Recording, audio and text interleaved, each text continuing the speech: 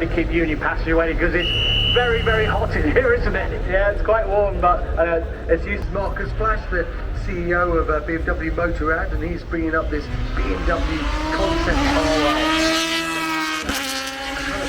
An imagination of their World Championship winning Superbike of last year in the hands of Top Rack. Aluminium wheels, it's knocking out about 230, 240 brake horsepower, full spec World Superbike engine, built all round their 650 shotgun platform, and they went to 4 specialist sort of custom house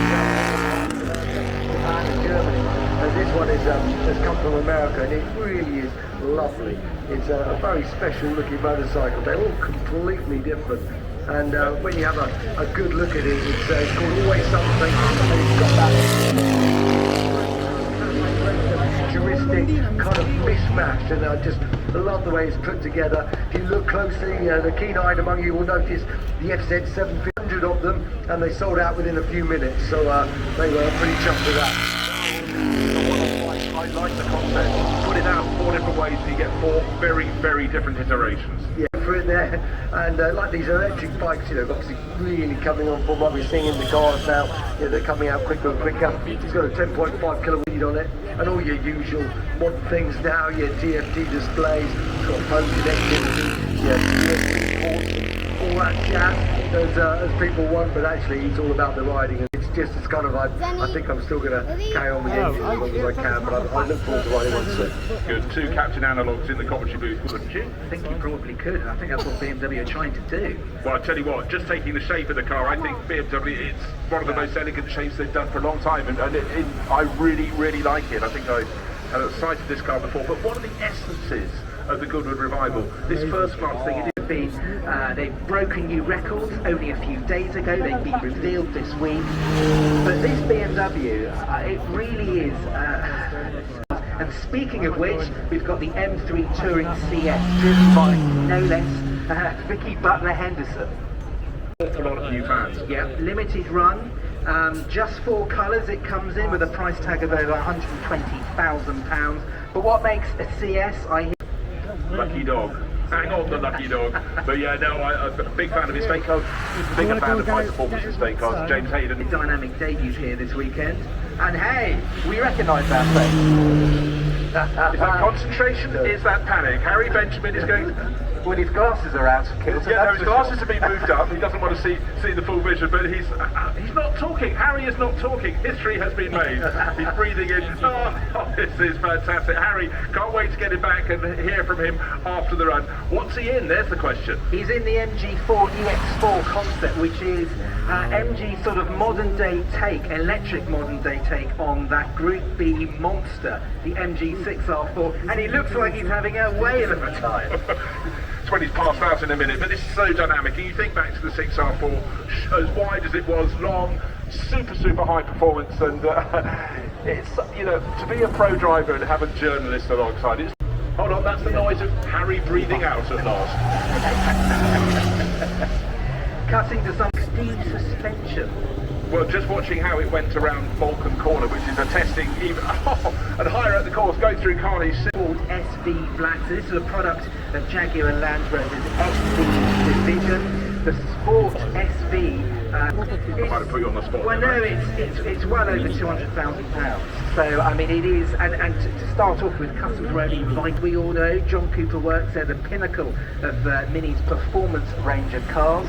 This is the 8th one, so a little... But it never ceases to amaze me when you see a car as large as the Rolls-Royce we're looking at now. This is the Ghost Series 2, be so quick. It's the track that we've got here, and yeah, 6.75 litre V12, 563... Cars in the world went faster, but not anything is large enough to be a small drawing room. Yeah, and you can get an even quicker version as well. The black badge packs over 600 and this one's come back in, but I love the fact it's in these bright pop colours, the yellow standing out in the sunshine here at Goodwood. Yeah, current car of the year. Everybody wants to have a test drive in one. You can go and sit in one on the Renault stand and probably register your interest for a test drive as well. Yeah, sticking with the electric car theme here, so Hyundai are really celebrating 10 years of their N performance division, and the N badge is really, first car running up the hill is running all the performance parts, which you can go select in your local dealership if you wish. The second car is the more standard car, and I say standard. Maybe with my monkey fingers, I won't get in there. Yeah, and so clever though, the way they made it feel like it's got gears and the way it pops and crackles on the down one. Guess it, I'm getting my Chinese names mixed up because they have so many here at Goodwood. So JQ, yes, the Cherry, the powerhouse, Chinese powerhouse, is on the road at the moment. This car is gaining traction in the UK very, very quickly. Interesting, but again, it's the flow. Cherry, they want to have a third bite of the cherry. They don't think a motor and JQ are enough. They've decided to launch in the UK themselves as well. It's the Mercedes-Benz CLA, Phil Gardner at the wheel. And Mercedes, this is a chock full of EQ technology, isn't it? It really is. So it comes as a hybrid or as a pure electric version. The pure electric car is actually really interesting. Actually, that car has already broken a record, which is the longest distance travelled in an EV in 24 hours, 2,110 miles. That's the equivalent of driving to London to Naples, back to London again. And that's courtesy of an 85 kilowatt hour battery. And yeah, super curvaceous, aerodynamic, very low drag coefficient. S. Oh, two wheels on the grass. Entertain us. And then Sandy Tockley at the wheel. There we are. Sideways again. Down north as well, doesn't it?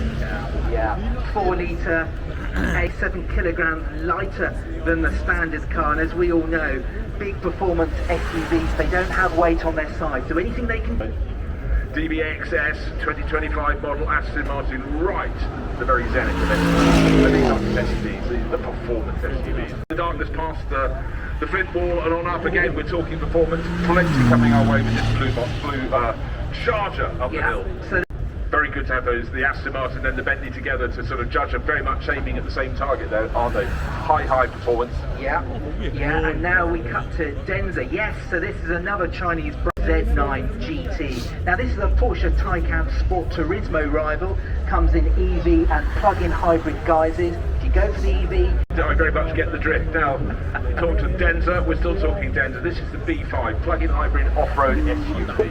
yes, and very much kind of Honda Prelude now, a name from the past. It's great to have it back. Very elegant coupes across the years, and this one in blue are 23 years away, the Prelude range, and I'm delighted to see it back. Introduced in 1978, went through many iterations, then there was the gap, but all brilliantly engineered. 2 electric motors, around 180 odd brake horsepower, but cleverly it's got a new system called S Plus Shift. It's an very sleek looking lines, very much I think that's a good addition to the lexicon of cars available at the moment. Now we complete performance SUVs, and let's go down to another one, the Lamborghini. It's got 789 brake horsepower. It's got a 4-litre twin-turbo V8. There's 189 brake excitement to the driving experience. It's got some compared to the previous Urus, new electric LSD, and a fully variable clutch pack on it as well. And if you wonder why it's being driven so well, it was Scottish Lamborghini racer Stuart Middleton at the wheel. Now we're going back to that glorious looking Lancia Martini. Brilliant models. Yeah, so Camaro V, wonderful resto mods around the O37. It's a tribute to the Lamborghini Diablo of the early 1990s. Its intent is written all over those great big haunches there. It is. It's a very tricky car to drive, so Eccentrica have been very clever here. Although, of course, it's been tweaked to pump out 550 horsepower. There are some modern styling cues though. LED head. The Rolls-Royce Phantom, the Phantom 5. This is a modern version. This comes from Lunaz. It's the early 1960s, revisited and reinvented. Yeah, one of one this car, and painstaking levels of work have gone into this car. Over 5,500 hours of work have gone into it. It's been re-engineered with 11,000 new components, 80 kilowatt hour battery valued in excess of £1 million. Electric privacy glass, and of course, the whiskey cabinet. Tell me, it's a sea of walnut. It's a sea of walnut, and of course, Lunaz. We'll take a look. How about chalk and cheese? The Phantom 5 being followed closely by the A110R Ultima. But listen to the sound of this one. I shall fall quiet for once. How merciful is that? But it's the TWR Supercar.